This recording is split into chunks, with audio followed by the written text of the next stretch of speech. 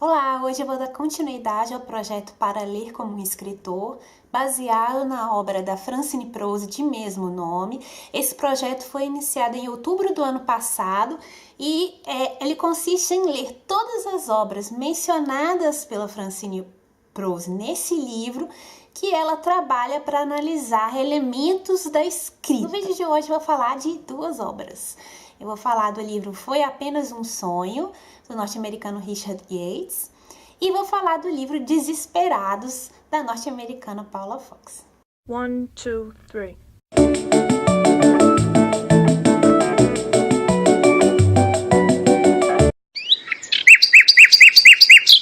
Bom, o livro do Yates foi traduzido como Foi Apenas um Sonho, Rua da Revolução, é o mesmo nome do filme. O livro foi adaptado para o cinema em 2008 e foi escrito em 1961. Ele foi publicado no Brasil pela editora Alfaguara. O livro retrata a vida de um casal de classe média norte-americano na década de 50, o Frank e a April. E o enredo vem girar em torno da frustração desses personagens com a vida deles, com o fato de que a vida deles estava a passar, eles não tinham realizado os grandes sonhos de juventude.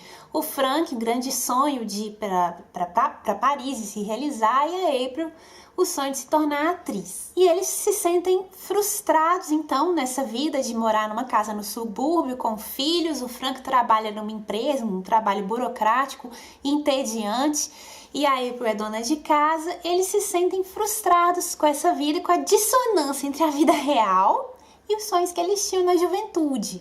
Ao mesmo tempo, eles são marcados por uma certa acomodação, algo que os impede de realmente tomar a iniciativa de realizar esses sonhos, darem esse salto radical, de largarem tudo e se lançarem na realização dos seus sonhos de juventude. Por outro lado, eles são personagens vaidosos, eles se sentem superiores aos vizinhos deles, aos demais casais de classe média que tinham a mesma vida que eles tinham. E eles colocam a culpa de todos os problemas da vida dele, da acomodação, da frustração, eles colocam a culpa na vida no subúrbio.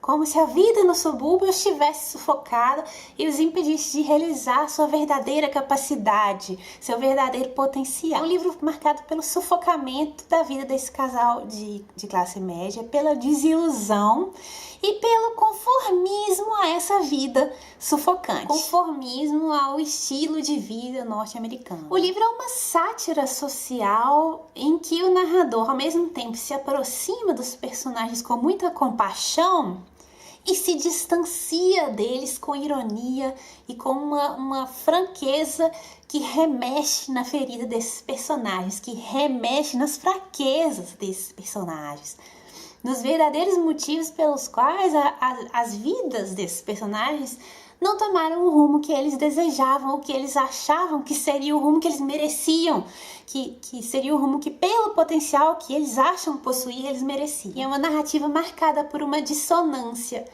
entre a autoimagem que os personagens têm de si mesmo e a imagem que o narrador nos mostra desses personagens.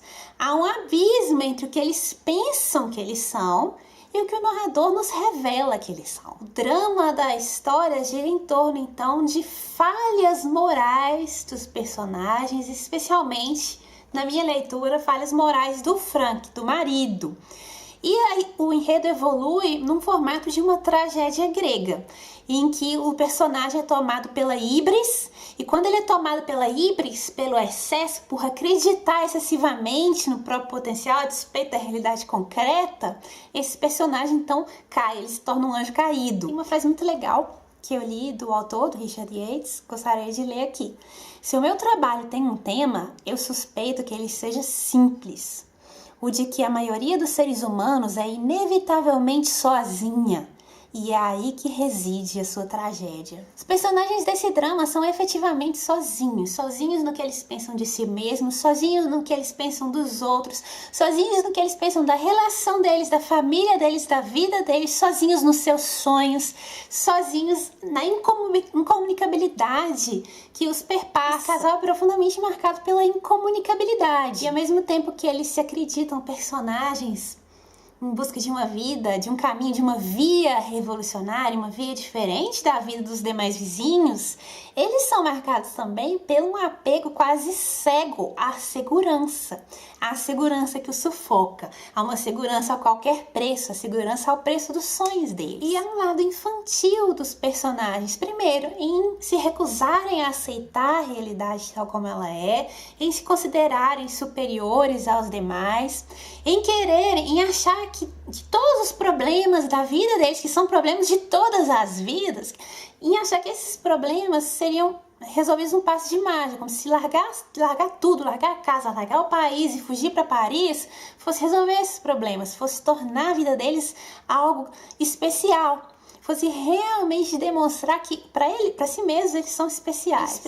Eles precisam a todo momento reafirmar para si mesmos que eles são especiais. E eles o fazem criticando os vizinhos. Esses vizinhos são medíocres, eles não sabem nada de arte, não sabem nada de literatura. Nós somos especiais, estamos aqui sufocados por essa vida, rodeados por esses vizinhos medíocres. Ao mesmo tempo, Frank e April, esse casal, eles se agarram às fraquezas um do outro. Eles se agarram aos defeitos um do outro como se esses defeitos fossem uma tábua de salvação. E eu vi principalmente isso no Frank. Bem no início do romance há uma cena muito realista, muito violenta, muito brutal, mas muito real, de briga desse casal. Então nós já fomos confrontados com as fissuras desse relacionamento. Ao mesmo tempo que eles brigam e culpam o outro por não terem realizado o seu potencial, eles se agarram ao outro, eles se agarram a essa culpa que eles atribuem ao outro para não terem que tomar uma iniciativa e mudar a própria vida. Há um momento no livro em que eles decidem largar tudo e ir para Paris, e a April se dispõe a trabalhar para o Frank poder se realizar intelectualmente. Só que o Frank tem medo. No fundo, a gente percebe que ele tem medo de realmente realizar o sonho dele. Eu acho que, no fundo, ele não acredita tanto assim nesse potencial que ele dá a convencer de que ele teria. E nessa fase que principalmente a April está animada para preparar tudo, para largar tudo e ir para Paris com a família, ela fica grávida. E aí o Frank vê nessa gravidez, a oportunidade para ficar, para convencê-la a não largar tudo e ficar com a vida que eles tinham.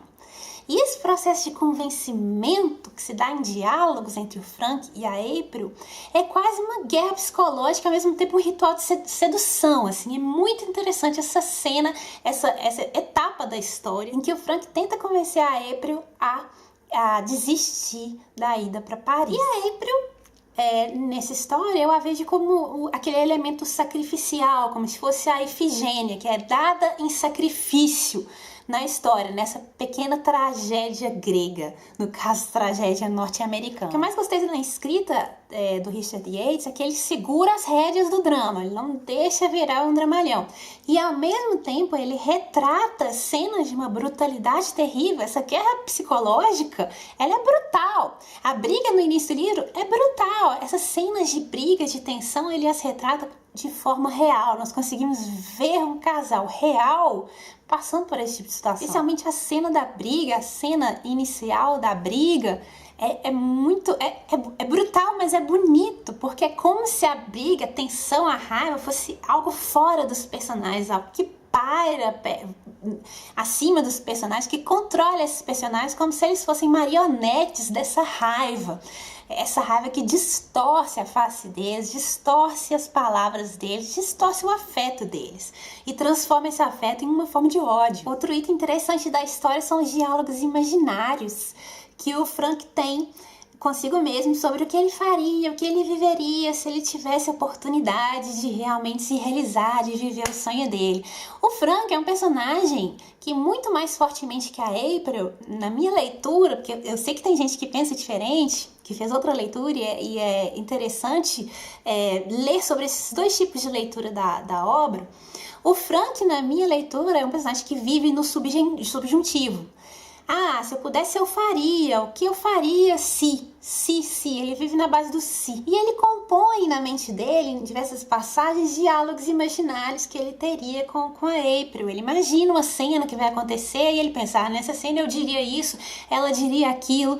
É uma outra forma de viver no subjuntivo. O autor confronta esse diálogo imaginário que nunca ocorre na realidade. Na realidade, o diálogo que ele acaba tendo com a esposa é totalmente diferente. Então, essa vida no subjuntivo com a realidade concreta. Em paralelo, o autor confronta os sonhos desses personagens, a vida no subjuntivo e a realidade da vida concreta deles, como uma família de classe média. E o autor confronta também a imagem que o personagem tem de si mesmo e o que ele realmente se apresenta para o leitor. Quando o Frank e a April estão em conflito, em todas as cenas que eles estão em conflito, eles usam as palavras como facas um contra o outro, para ferir um ao outro. E são palavras que ferem o leitor também. Então, o Frank e a April usam as palavras para se ferir e o escritor usa essas palavras para nos ferir também. Nós temos um narrador de terceira pessoa neutro, mas que adota perspectivas diferentes. Ele adota predominantemente a perspectiva do Frank, mas há passagens em que ele adota perspectivas de outros personagens. Então é interessante pensar também nesse narrador, uma narração que permanece sempre em terceira pessoa, supostamente neutro, mas que adota perspectivas diferentes ao longo da trama. A Francine Prose menciona esse livro no segundo capítulo, o capítulo intitulado Palavras, para dizer que o Richard Yates adotou as palavras ideais no primeiro parágrafo do livro. Nesse primeiro parágrafo, o autor descreve um grupo de teatro, atividade de um grupo de teatro que está para estrear uma peça, e a April participa desse grupo de teatro como atriz amadora. E ele o faz com um tal uso das palavras que nos é transmitida a ideia de que essa peça tinha tudo para dar certo e fracassou. Da mesma forma, os personagens são personagens que pensam que tem tudo para dar certo e fracassaram. O casal é um casal que você olha de fora e pensa, um casal legal, tem tudo para dar certo e fracassou. Então é bem interessante esse uso das palavras pelo autor para já dar o tom do enredo, o tom da história. A Flávia, do blog Em Algum Lugar da Imaginação, vou colocar o endereço no box desse vídeo, está participando do projeto Para Ler como Escritor e ela fez uma resenha desse livro, vou colocar o link da resenha aqui. A Lua Lima Verde também está participando desse projeto. Eu vou colocar os links dos posts delas, que foram 3 até agora, do projeto aqui. Quem quiser participar, esse é um projeto livre para todos participarem, quiserem ler as obras e analisarem a escrita. Que vocês me avisem, me passem o endereço dos vídeos, o endereço dos posts nos blogs, para que eu possa divulgar aqui também, divulgar lá no meu blog. Então quem quiser participar, por favor, sinta-se em casa. Outro livro que eu li para o projeto Para Ler como Escritor é um livro indicado pela Francine Prose no 4º capítulo do livro Para Ler como Escritor, que é o livro traduzido no Brasil como Desesperados, da norte-americana Paula Fox. Nesse livro, a Paula Fox vem retratar também a vida de um casal de meia-idade, de classe média, no caso a Sophie e o Otto, por meio de uma narração de terceira pessoa que adota predominantemente a perspectiva da Sophie. O drama apresentado na história é o drama desse casal, as fissuras desse casamento já desgastado. E essas fissuras, elas são ilustradas por um pequeno drama pessoal da Sophie, que é o fato de que logo no início do livro, a Sophie está a dar leite ou comida para um gato de rua, no jardim da casa dela. E o gato tá lá comendo manso, né? Ela acha que o gato é manso e passa a mão nas costas do gato, assim, fazendo carinho. Esse gato, ele nunca deve ter sentido um carinho de um ser humano, né? Porque é um gato de rua. E aí o gato fica nervoso, se vira e morde a mão da Sophie.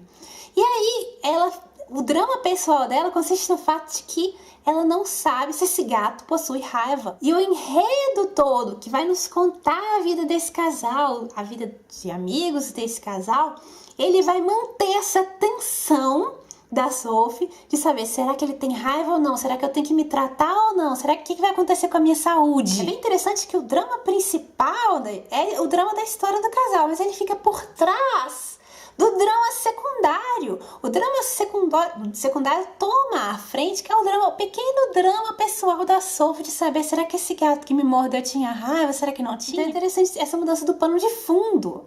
A história principal, que é a história desse casal, ela fica no fundo da história. E o drama secundário vem à frente, toma a frente do palco. A Sophie é uma mulher que nega a todo momento. Ela nega que o gato possa ter raiva, mas ao mesmo teme que ele tenha, nega que o casamento dela tem um problema, mas ao mesmo tempo reconhece que tem um problema.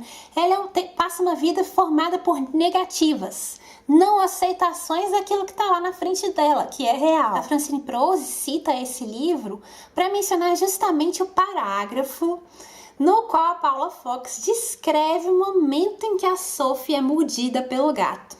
Porque em um só parágrafo, por meio da descrição de uma série de atos, dar comida, passar a mão no gato, pensar, sorrir, tentar esconder do marido que ela foi mordida, por uma série de pequenos atos, é como se num só parágrafo a Paula Fox desenvolvesse todo um drama, todo um romance em um só parágrafo. E o simbolismo do sorriso da Sophie. Sorriso que perpassa o parágrafo inteiro, que perpassa o momento dramático inteiro. Ela começa sorrindo de carinho pelo gato, um gato que talvez nunca tenha sido acarinhado, e termina sorrindo para fingir para o marido que tá tudo bem, que nada aconteceu. Bom, é isso. Eu fiz uma resenha no blog sobre esse livro. Espero que vocês tenham gostado e até as próximas leituras aí do projeto. Tchau, gente!